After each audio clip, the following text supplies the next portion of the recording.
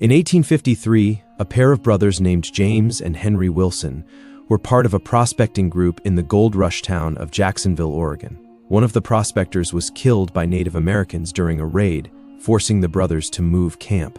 They trudged high into the mountains outside Jacksonville, looking for a place to settle. After a few weeks, they came to a valley surrounded by steep, high cliffs.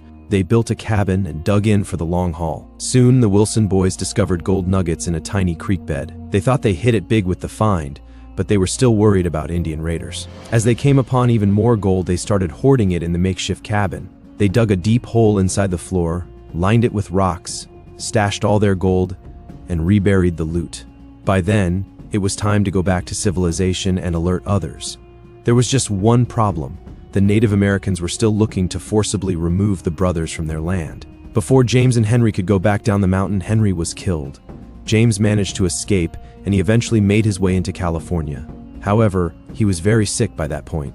On his deathbed, he told his cousin Ted Harper about the hidden gold. The area near Jacksonville was still full of hostile tribes, so Harper chose to bide his time. He knew if he waited long enough, he could go up there safely and track down all the gold stores. 15 years later, Harper did just that. He brought along a friend named Sam Simpson on the trip. The pair found the cabin exactly where James told him it would be. Inside the cabin, which had been burned out by a local tribe, they came across Henry's grisly remains.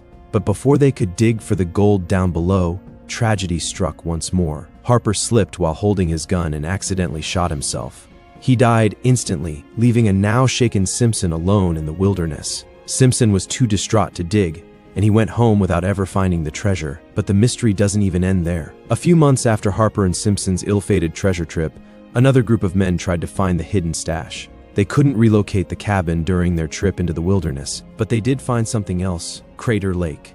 The deepest lake in America had been completely unknown to settlers until that unexpected discovery.